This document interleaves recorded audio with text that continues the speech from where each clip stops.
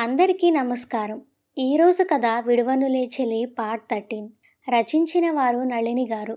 ఇక కథలోకి వెళ్తే, వైట్ కలర్ డ్రెస్లో లూజ్ హెయిర్తో, నున్నటి మొహం మీద లైట్ మేకప్, అలాగే విల్లులాంటి కనుబొమ్మల మధ్య చిన్న వైట్ స్టోన్ బింది పెట్టుకొని, పెదవులకి లైట్గా పింక్ కలర్ లిప్స్టిక్ వేసుకొని, హై హీల్స్తో లోపలికి వచ్చిన సంజన, అభి చిన్న పాపతో ఆడుకోవడం చూసి నవ్వుతూ వచ్చి అతని పక్కన చైర్లో కూర్చొని హాయ్ అంది. అప్పటికి తల ఎత్తి ఆమెను చూసిన అభి హే హాయ్ అంటూ పలకరించి లైట్గా హగ్ చేసుకున్నాడు తనని. నవ్వుతూ అతనికి హగ్ ఇచ్చి ఎవరు ఈ పాప అని అడిగింది పాప బుగ్గలు గిల్లుతూ. వాళ్ళ పాప అంటూ పక్క టేబుల్ వాళ్ళని చూపించాడు అభి. ఓ, కొత్తైనా నీ దగ్గర బాగానే ఉందే ఏడవకుండా అని ఆశ్చర్యంగా అడిగింది సంజన. నాకు పిల్లలంటే చాలా ఇష్టం సంజు, అందుకే వాళ్ళని ఎలా మేనేజ్ చేయాలి అనేది నాకు బాగా తెలుసు అని చెప్పాడు అభి. ఓ, అంటే మన బేబీ వచ్చేటప్పటికి నీకు బాగానే ప్రాక్టీస్ ఉంటుందైతే అంది సిగ్గుతో బుగ్గలని ఎర్రగా చేసుకుంటూ. హా, మన బేబీనైతే ఇంకా బాగా చూసుకోగలను అన్నాడు ఆమె సిగ్గుని ఇష్టంగా చూస్తూ. ఎందుకు అని అడిగింది గుసగుసగా. ఆమెకి దగ్గరగా జరిగి అంతకంటే చిన్నగా, ఎందుకంటే వాళ్ళ మమ్మీ అంటే ఉండే ప్రేమ బేబీని తనలా ప్రింట్ దింపి ఇంకా ముద్దు చేసేలా చేస్తుంది కాబట్టి అని చెప్పాడు. ఆ మాటలకి సిగ్గుపడుతూ అభి భుజానికి తన నుదురు ఆనిస్తుంది అతన్ని చూడలేక సంజన. ఆమె సిగ్గుకి నవ్వుతూ చూస్తుంటాడు అభి. ఇద్దరూ దగ్గరగా ఉండేటప్పటికి గాలి ఆడక ఇరుకుగా అనిపించి ఏడుస్తుంది చేతిలోని పాప.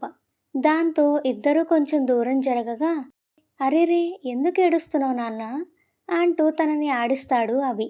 ఇంతలో వాళ్ళ మమ్మీ వచ్చి ఆకలి వేసుంటుందండి అని పాపని తీసుకొని వెళ్ళిపోయింది. ఆ పాపకి బాయ్ చెప్పి ఇప్పుడు చెప్పు, ఇందాకే కదా వెళ్ళావు, ఎందుకు అప్పుడే రమ్మన్నావు అని అడిగింది అతని దగ్గరికి జరిగి కూర్చుంటూ సంజన. ఆమె చేతిని తన చేతుల్లోకి తీసుకొని వేళ్ళని లాక్ చేస్తూ మన విషయం ఇంట్లో చెప్పేశాను బేబీ అని చెప్పాడు అభి. వాట్ అంటూ అదిరిపడి అదేంటభి అప్పుడే చెప్పొద్దు అన్నాను కదా అని అడిగింది సంజన. హా, కానీ మార్నింగ్ నీ దగ్గర నుండి ఇంటికి వెళ్తూ డాడీకి దొరికిపోయాను. దాంతో ఆయన ఎక్కడికి వెళ్ళావు అని గట్టిగా అడిగేసరికి మన విషయం చెప్పేశాను. మరి మీ డాడీ ఎలా రియాక్ట్ అయ్యారు అని అడిగింది టెన్షన్గా. ఏముంది, మరి ముందే ఎందుకు చెప్పలేదు, అమాయకమైన ఆడపిల్ల లైఫ్ నాశనం చేస్తావా అంటూ క్లాస్ పీకారు. అది కూడా నిజమే కదా అభి, ఆయన బాధలో న్యాయం ఉంది అంది డీప్గా ఆలోచిస్తూ. ఏంటి సంజు నువ్వు కూడా, తన లైఫ్ నాశనం అవ్వడానికి నేను కారణం కాదు, తనే. ఊరంతా కలిసి తనతో నాకు పెళ్ళి అన్నప్పుడు నాకు ఈ పెళ్ళి ఇష్టం లేదు అని చెప్తే అప్పుడు తను కూడా హ్యాపీగానే ఉండేది కదా. ఆహా, అలా ఎందుకు చెప్తుంది, దాని మట్టి మొహానికి నేను దొరకడమే హ్యాపీగా ఫీల్ అయ్యి అందరి ముందు సీన్ క్రియేట్ చేసి నన్ను చేసుకుంది. మరి తన స్వార్థం కోసం నేనెందుకు నా లైఫ్ని స్పాయిల్ చేసుకోవాలి, అసలు నేను లేకుండా నువ్వు బ్రతకగలవా అని అడుగుతున్న అతన్ని చూసిన సంజన కంట్లో సన్నటి కన్నీటి పొర. అంటూ ఇందుకే ఇలాంటివి మన మధ్యన ఉండకూడదు అని నేను ముందే విషయం తగ్గొట్టేశాను అంటూ ఆమె కన్నీటిని తుడిచి నుదుటి మీద ముద్దు పెట్టి తన గుండెకి హత్తుకున్నాడు. కానీ ఇప్పుడు ఎలా అభి, పాపం తనేమైపోతుంది, ఈ విషయం తెలిస్తే వాళ్ళ పేరెంట్స్ ఊరుకుంటారా గొడవ చేయకుండా, అందుకని దాన్ని వైఫ్గా ఒప్పుకోమంటావా, అది జరగని పని. అయినా అది నాకు వైఫ్ ఏంటి, ఛీ, తలుచుకుంటేనే చిరాకొస్తుంది. నా లైఫ్లో నా పక్కన వైఫ్ అనే రైట్తో నిలబడే ఛాన్స్ నీకొక్కదానికే ఉంటుంది, నాకు అన్ని రకాలుగా తగ్గ వైఫ్వి నువ్వే. అభి కేవలం తమ సైడ్ నుండే చూస్తున్నాడు అని అర్థమై శ్రావణి గురించి ఆలోచనలో పడుతుంది సంజన. ఇంతలో వెయిటర్ వచ్చి ఆర్డర్ అడగగా సంజనకి ఇష్టమైన బ్రేక్ఫాస్ట్ ఆర్డర్ ఇచ్చి తన చేతిని మరింతగా బిగించి పట్టుకున్నాడు. సాయంత్రం అవుతుండగా స్నానం చేసి వచ్చి దేవుడి గది మొత్తం శుభ్రం చేసి తరువాత గార్డెన్లో ఉన్న పూలు కోసుకువచ్చి దేవుడి పటాలని అందంగా అలంకరించి సంధ్యాదీపం పెట్టింది శ్రావణి. సాయం సంధ్య వేళ సూర్యుడు అలసి ఇంటికి వెళుతూ చంద్రుణ్ణి ఆహ్వానించే సమయంలో ఇల్లంతా అగరబత్తి వాసన నిండిపోయి మనసుని అదొక తన్మయత్వంలోకి తీసుకువెళుతూ రోజూ తాము ఉండే ఇల్లు దేవాలయంలా కనపడగా భార్య ఉన్న రోజులు గుర్తు వచ్చి ఎంతైనా ఆడపిల్ల ఉన్న ఇల్లు దేవాలయమే అనుకున్నాడు శరత్. దీపం పెట్టడం అయిపోవడంతో మామగారికి కాఫీ కలవడానికి వంటింట్లోకి వెళ్ళింది శ్రావణి. అప్పుడే ఆఫీస్ నుండి వచ్చి బైక్ పార్క్ చేసి గార్డెన్లో కూర్చొని ఫోన్లో పాత పాటలు వింటూ లోపలికి రాబోయిన అభి ముక్కుకి తగిలింది అగరబత్తి స్మెల్. దాంతో ఒక్క నిమిషం లోపలికి రావడం కూడా మర్చిపోయి కళ్ళు మూసుకొని ఆ వాసనని పీల్చుకోగా అప్పటి వరకు ఉన్న వర్క్ స్ట్రెస్, అలాగే పొద్దున జరిగిన దానికి ఉన్న చిరాకు పోయి రిలాక్స్డ్గా అనిపించి కళ్ళు తెరిచాడు. కళ్ళు తెరిచిన అభికి మామగారికి కాఫీ కప్తో పాటు స్నాక్స్ కూడా తీసుకొని బయటకు వస్తున్న శ్రావణి కనపడింది. గడప దాటి బయటకు వచ్చిన శ్రావణి కూడా ఎదురైన అభిని చూసి అప్పటి వరకు నవ్వు ఫేస్తో ఉన్నది కాస్త అతన్ని చూసి భయంగా తలదించుకొని పక్కన నుండి వెళ్ళిపోయింది. అది చూసి, ఎన్ని నాటకాలు వేస్తున్నావే, నేనంటే ఏదో భయం ఉన్నట్టు అనుకుంటూ తనని దాటి వెళ్లే వరకు ఆమెనే చూసి ఆ తర్వాత లోపలికి వెళ్ళిపోయాడు. ఇల్లంతా సీలింగ్ లైట్స్ వెలుతురులో, అలాగే ధూపం సువాసనలతో కొత్తగా మరో లోకంగా అనిపించగా వెనక్కి తిరిగి నీట్గా స్నానం చేసి పద్ధతిగా లంగా ఓణీలో ఉన్న శ్రావణిని చూసి, చూడ్డానికి మట్టి మొహంలా ఉంటుంది కానీ ఇంటిని బాగానే మెయింటైన్ చేస్తుంది అనుకొని, ఆ పోనీలే, పని మనిషి ఖర్చైనా తగ్గింది అనుకోవడమే అనుకుంటూ పైకి వెళ్ళిపోయాడు. నాకొక్కడికే తెచ్చావు, నీ కప్పేదమ్మా అని అడిగాడు శరత్. నేను ఒక్కసారే తాగుతాను మావయ్య, సాయంత్రం తాగే అలవాటు లేదు. సరే కూర్చోమ్మా. మావయ్య అది ఏంటమ్మా చెప్పు. అది ఆయన ఇప్పుడే వచ్చారు, ఆయనకి కాఫీ. తన సంశయం అర్థమై, నువ్వు వెళ్ళి కాఫీ కలపమ్మా, వాడే వచ్చి తాగుతాడు. అంటే ఇక్కడికి తీసుకురానా మావయ్య? తీసుకురా. సరే అంటూ లోపలికి వెళ్ళింది తను. అభి ఫ్రెష్ అయ్యి తన రూమ్లో ఉన్న టీవీ ఆన్ చేసి ప్రశాంతంగా బెడ్ ఎక్కగానే వాళ్ళ డాడీ నుండి ఫోన్ రావడంతో, ఇదేంటి డాడీ కొత్తగా ఇంట్లో ఉండే కాల్ చేస్తున్నారు అనుకుంటూ లిఫ్ట్ చేశాడు. అభి కిందకి రా ఒకసారి అని చెప్పి కాల్ కట్ చేశాడు శరత్. కిందకి రమ్మని చెప్పడానికి ఫోన్ చేయాలా? ఏమైంది మా డాడీకి అనుకుంటూ కిందకి వెళ్ళాడు. కిందకి వచ్చి నేరుగా ఆయన దగ్గరికి వెళ్ళి, ఏంటి డాడీ అని అడిగాడు అభి. అదిగో ఆ కాఫీ నీకోసమే, తాగు అని చెప్పాడు ఫోన్ చూసుకుంటూనే. వాట్, కాఫీ కోసం నన్ను కిందకి రమ్మన్నావా? ఆశ్చర్యం అభి గొంతులో. ఎస్, నాకు వయసు అయిపోయింది, నేను పైకి ఎక్కలేకపోతున్నాను. నీకేమో నా కోడలు తెస్తే నచ్చదు, అందుకే కాల్ చేశాను అని చెప్పాడు నిర్లక్ష్యంగా. ఆయనలో వచ్చిన మార్పుకి షాక్ అవుతూ అలాగే చూస్తున్న కొడుకుకి, త్వరగా తీసుకో లేదంటే చల్లారిపోతుంది అని చెప్పాడు. దాంతో కప్ తీసుకొని, ఇలా చేస్తే నా మనసు మారుతుంది అనుకుంటున్నారేమో, అది ఎప్పటికీ జరగదు అని చెప్పి అక్కడి నుండి వెళ్ళిపోయాడు అభి. అప్పటి వరకు తలుపు చాటు నుండి అక్కడ జరిగేదంతా చూస్తున్న శ్రావణి అభి రావడం చూసి మళ్ళీ తలుపు పక్కకి వెళ్ళిపోగా కాఫీ కప్తో పైకి వెళ్ళిపోయాడు అతను. దానికి ఒక గండం గడిచినట్టు అనుకుంటూ మామగారి దగ్గరికి వెళ్ళింది శ్రావణి. ఇంతలో పక్కింటి తిరుమలరావు భార్య లలిత అన్నయ్య అంటూ వచ్చింది అక్కడికి. రామ్మా కూర్చో అంటూ కుర్చీ చూపించాడు శరత్. మన అభికి పెళ్ళైందని మీ ఫ్రెండ్ చెప్తేను ఒకసారి అమ్మాయిని చూసి వెళ్దామని వచ్చాను అని చెప్పింది శ్రావణిని చూస్తూనే వచ్చి కూర్చుంటూ. ఓ ఇదిగో తనేనమ్మా కోడలు, పేరు శ్రావణి అని పరిచయం చేశాడు ఆవిడికి. అమ్మ శ్రావణి, పొద్దున మన ఇంటికి వచ్చాడే నా స్నేహితుడు, తన భార్య లలిత, నువ్వు పిన్ని అని పిలు అని చెప్పాడు. దాంతో నమస్కారం పిన్నిగారు అంటూ ఆవిడ కాళ్ళకి దండం పెట్టింది శ్రావణి. అప్పటి వరకు శ్రావణినే చూస్తున్న ఆమె శ్రావణి తన కాళ్ళు పట్టుకోవడంతో సంతోషపడిపోతూ, మా అమ్మే, మా తల్లే, ఈ రోజుల్లో కూడా ఇలా పెద్దవాళ్ళని గౌరవించే వాళ్ళు ఉన్నారా అంటూ శ్రావణిని పైకి లేపి, అన్నయ్య గారు, అమ్మాయి కుందనపు బొమ్మలా ఉందనుకోండి అంది శ్రావణి తల నిమురుతూ. ఆయన చిన్నగా నవ్వగా పైన నుండి కాఫీ తాగుతూ ఇదంతా చూస్తున్న అభి, మార్నింగ్ అంకులేమో బంగారపు బొమ్మ అన్నారు, ఇప్పుడు ఆంటీ ఏమో కుందనపు బొమ్మ అంటున్నారు, దీనిలో ఇన్ని రకాల బొమ్మలు కనపడుతున్నాయా వీళ్ళకి అనుకుంటూ శ్రావణి వైపు చిరాకుగా చూస్తూ, అసలు కాళ్ళు పట్టుకోవడం ఏంటి, పల్లెటూరు మొద్దు అనిపించింది అనుకుంటూ లోపలికి వెళ్ళబోతూ, అందరికీ అంత మంచిగా కనపడడానికి అసలు దీనిలో ఏముంది అనుకుంటూ వెనక్కి తిరిగి శ్రావణి వైపు చూడగా, ఒక్క నిమిషం అమ్మా, మా ఇంట్లో మల్లెపూలు బాగా పూస్తున్నాయని నీకోసం మాల కట్టి తెచ్చాను అంటూ తన వెంట తెచ్చిన కవర్ నుండి పూలు తీసి ఆమె చనువుగా శ్రావణి తలలో పెడుతూ, అబ్బా, ఇంత పెద్ద జడలో ఎన్ని పూలు పెట్టొచ్చు అంటూ ఆమెని ముందుకి తిప్పుకొని చూస్తూ చేతులతో దిష్టి తీసి మెటికలు విరుస్తూ, లక్షణంగా ఉన్నావు. చక్కగా చూడముచ్చటగా లంగా ఓణి వేసుకొని ఆడపిల్లవు అనిపించావు అంటూ పొగిడింది తనని. ఆమె మాటలకి నవ్వుతూ, కూర్చోండి పిన్నిగారు, మీకోసం కాఫీ తెస్తాను అంటూ మావగారి వైపు చూసింది. వెళ్ళమ్మా, నువ్వు ఎవరి పర్మిషన్ అడగాల్సిన అవసరం లేదు, నేను చెప్పాను కదా ఇది నీ ఇల్లు అన్నాడు ఆయన. దాంతో నవ్వుతూ లోపలికి వెళుతూ, ఎందుకో తల పైకెత్తిన ఆమెకి కిందకి చూస్తున్న అభి కనబడడంతో కంగారుగా తలదించుకొని లోపలికి వెళ్ళిపోయింది. అన్నయ్య గారు, అమ్మాయి నిజంగా చాలా బాగుంది, చాలా మంచి పిల్ల కూడా. ఈ రోజుల్లో ఇలాంటి పిల్ల ఎక్కడ దొరుకుతుంది చెప్పండి అంది వెళుతున్న శ్రావణినే చూస్తూ. అవునమ్మా అన్నాడు శరత్. అవునవును, ఇలాంటి పల్లెటూరు మొద్దు నాకు తప్ప ఇంకెవ్వరికి తగలదు, కర్మ అనుకుంటూ విసుగ్గా లోపలికి వెళ్ళాడు అభి. శ్రావణి చేతి కాఫీ తాగి కాసేపు వాళ్లతో మాట్లాడి అక్కడి నుండి వెళ్ళిపోతుంది లలిత. ఆ తరువాత లోపలికి వచ్చిన శ్రావణి వంట పని చూస్తూ ఉండగా ఉన్నట్టుండి అమ్మ శ్రావణి అని వాళ్ళ నాన్న పిలిచినట్టు అనిపించి ఉలిక్కిపడి వెనక్కి తిరిగి చూస్తుంది. కానీ అదంతా తన భ్రమ అని అర్థమవడానికి నిమిషం కూడా పట్టలేదు తనకి. దాంతో నాన్నని తమ్ముణ్ణి చూసి 2 రోజులవుతుంది అన్న బాధ చుట్టేసింది ఆమెని. ఆ బాధకి వస్తున్న కన్నీళ్లు తుడుచుకుంటూ పని చేసుకుంటూ ఉండగా వాటర్ కోసం ఫ్రిడ్జ్ దగ్గరికి వచ్చిన అభి కిచెన్ నుండి గుప్పుమంటూ వస్తున్న మల్లెపూల స్మెల్కి అటువైపు చూశాడు. పని మొదలుపెట్టే ముందు ఓణి పళ్ళుని చుట్టూ తిప్పి బొడ్లో తోపుకొని అటు తిరిగి తన పని చేసుకుంటున్న శ్రావణి పల్చటి గుప్పెడంత ఉన్న నడుము క్లియర్గా కనిపించడంతో వాటర్ తాగుతున్న అభికి పొలమారుతుంది అది చూసి.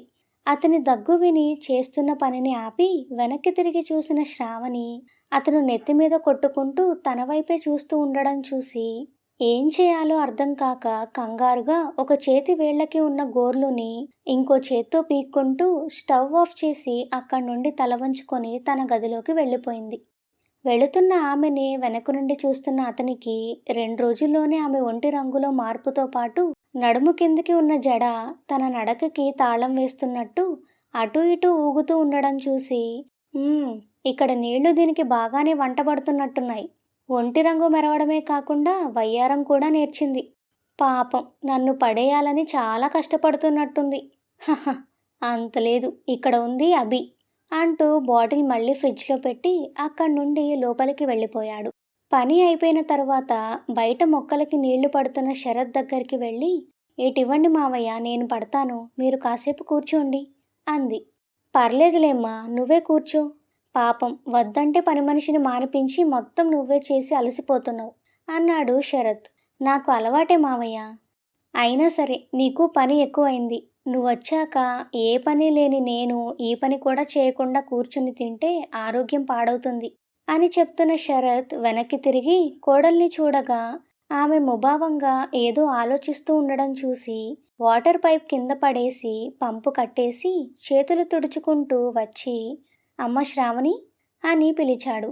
ఆ పిలుపుకి ఉలిక్కిపడి చెప్పండి మామయ్య అంది. ఏంటమ్మా, ఏం ఆలోచిస్తున్నావు అని అడిగాడు.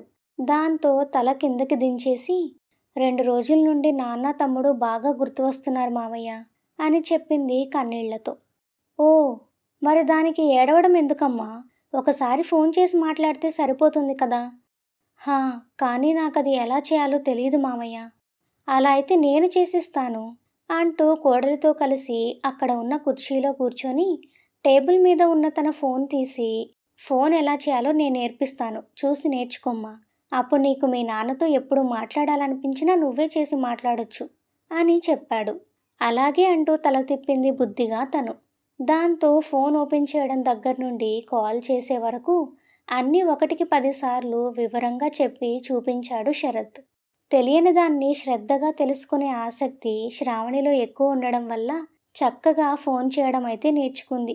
కానీ చదువురాని తను పేరుని బట్టి ఫోన్ చేయడం మాత్రం అవ్వదని అర్థమై, నాకు దీనిలో నాన్న నెంబర్ వెతుక్కోవడం రాదు కదా మావయ్య అంది బాధగా.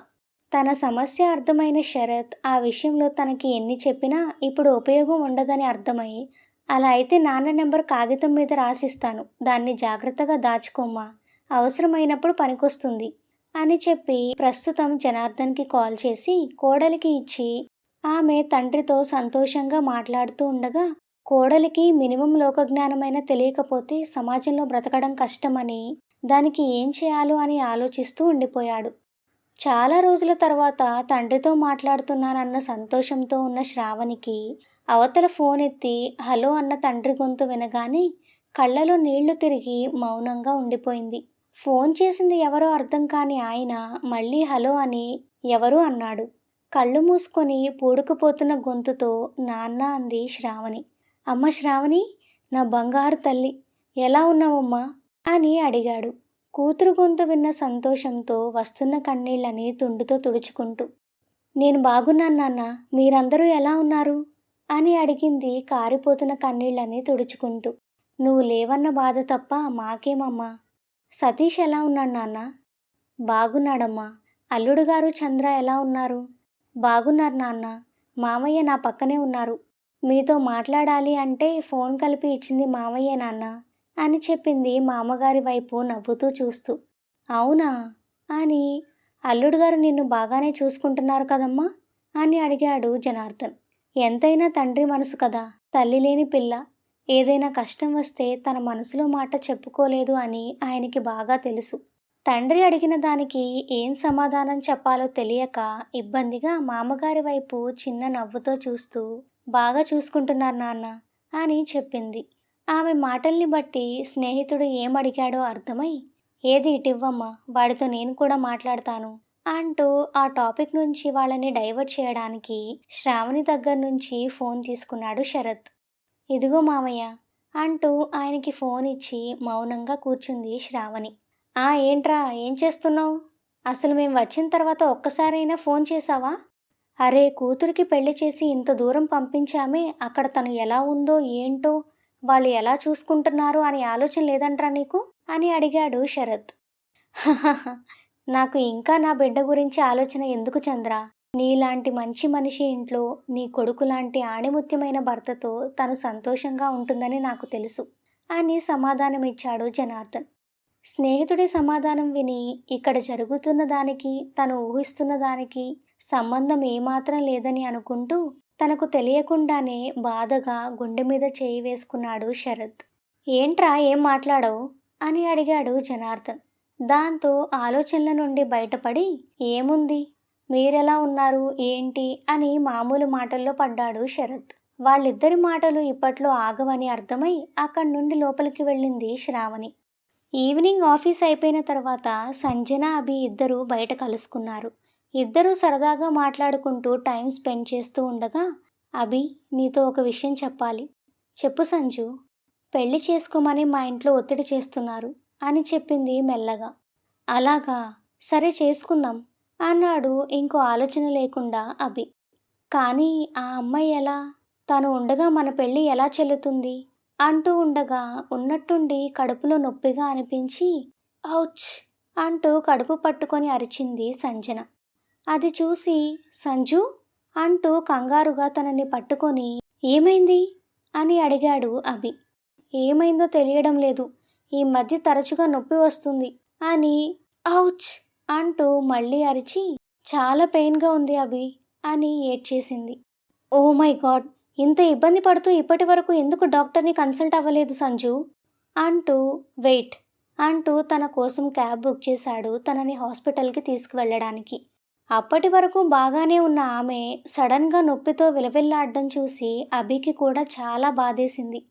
గాడ్, త్వరగా క్యాబ్ వస్తే బాగుండు అనుకుంటూ ఉండగా ఫోన్ రావడంతో క్యాబ్ వచ్చిందని అర్థమై ఆమెను బయటకు తీసుకువెళ్ళి క్యాబ్లో కూర్చోపెట్టి పార్కింగ్లో ఉన్న తన బైక్ని పక్కకి పెట్టి లాక్ చేసి తను కూడా కారెక్కి హాస్పిటల్కి పోనివ్వు అని చెప్పాడు డ్రైవర్కి. అలాగే సార్ అంటూ అతను దగ్గరలోని సిటీ హాస్పిటల్కి తీసుకువెళ్ళాడు వెంటనే. రోజు త్వరగా ఇంటికి వచ్చే కొడుకు ఆ రోజు 9 అయినా ఇంటికి రాకపోవడంతో అభికి కాల్ చేశాడు శరత్. లోపల సంజనాకి స్కానింగ్ తీస్తూ ఉండడంతో బయట టెన్షన్గా నిలబడి ఉన్న అభి తండ్రి నుండి కాల్ రావడం చూసి లిఫ్ట్ చేసి హలో డాడీ అన్నాడు. అభి, ఏంట్రా ఇంకా ఇంటికి రాలేదు అని అడిగాడు శరత్. అది మా ఫ్రెండ్కి కొంచెం హెల్త్ ప్రాబ్లం అయితే హాస్పిటల్కి తీసుకువచ్చాను డాడీ అన్నాడు సంజన ఉన్న రూమ్ వైపు చూస్తూ. అయ్యో అవునా, ఏమైంది? తెలీదు, టెస్ట్ చేస్తున్నారు డాక్టర్లు. సరే జాగ్రత్త, త్వరగా రా ఇంటికి అని చెప్పి కాల్ కట్ చేశాడు శరత్. అభికి లేట్ అవుతుందంటమ్మా అని చెప్పాడు ఏమైందో అని కంగారుగా తన వైపే చూస్తున్న కోడలితో. ఏమైంది మావయ్య? తన స్నేహితుణ్ణి హాస్పిటల్కి తీసుకువెళ్ళాడంట. అవునా? "ఉమ్, సరే మీకు భోజనం వడ్డిస్తాను రండి. మరి నువ్వు? నాకు ఆకలిగా లేదు మావయ్య, తర్వాత తింటాన్లే, మీరు రండి, మళ్ళీ మందులు వేసుకోవాలి కదా. సరే అంటూ భోజనం చేసి మందులు వేసుకొని పడుకున్నాడు శరత్. శ్రావణి మాత్రం తింటే నిద్రొస్తుంది అని తినకుండా అభి కోసం ఎదురు చూస్తూ కూర్చుంది. రోజూ తనే అభికి వడ్డించకపోయినా అడగకపోతే అభి భోజనం చేయడని మామగారు చెప్పిన మాట గుర్తువచ్చి, మామయ్య పడుకున్నాడు, కనీసం నేనైనా ఉంటే ఆయన తిట్టినా తిండి విషయం గుర్తు చేయవచ్చని, లేదంటే అలా ఖాళీ కడుపుతో అతను పడుకుంటాడేమో అని అలాగే అభి కోసం చూస్తూ మామగారు పెట్టి వదిలేసి వెళ్ళిన టీవీనే చూస్తూ కూర్చుంది. అర్ధరాత్రి దాటిన తరువాత 1 గంటకి వచ్చిన అభి డోర్ బెల్ కొట్టడంతో నిద్రని ఆపుకుంటూ వస్తున్న చెత్త ప్రోగ్రామే చూస్తూ కూర్చున్న శ్రావణి అభి వచ్చాడు అని అర్థమై వెంటనే వెళ్ళి డోర్ తీసి పక్కకి తప్పుకుంది. నిద్ర కళ్ళతో వచ్చిన అతను డోర్ తీసింది ఎవరో కూడా చూడకుండా ఆవలిస్తూ పైకి వెళ్ళబోతుండగా డోర్ వేసేసి వచ్చి, మీ మీరు భోజనం చేయలేదు, రండి తిందురు కాని అని అడిగింది భయం భయంగా శ్రావణి. దాంతో పైకి వెళ్తున్నవాడు కాస్త వెనక్కి తిరిగి చూసి ఏంటి అని అడిగాడు. అది మీరు భోజనం చేయలేదు. అయితే నీకొచ్చిన నష్టమేంటిప్పుడు? అసలైనా నువ్వు ఇప్పటి వరకు ఎందుకు ఎదురు చూస్తున్నావు? అర్ధరాత్రి ఆ న్యూసెన్స్ ఏంటి అంటూ టీవీ వైపు చూడగా అప్పటి వరకు వస్తున్న ప్రోగ్రాం అయిపోయి మిడ్ నైట్ వచ్చే మసాలా సాంగ్స్ రావడం చూసి కోపంగా చూశాడు శ్రావణి వైపు. స్టోరీ ఇంకా కొనసాగుతుంది. నెక్స్ట్ ఎపిసోడ్ కోసం మా ఛానల్ను సబ్స్క్రైబ్ చేసుకోండి. అలాగే ఈ స్టోరీ నచ్చినట్లయితే వీడియోని లైక్ చేసి కామెంట్ చేయండి. Thank you for listening.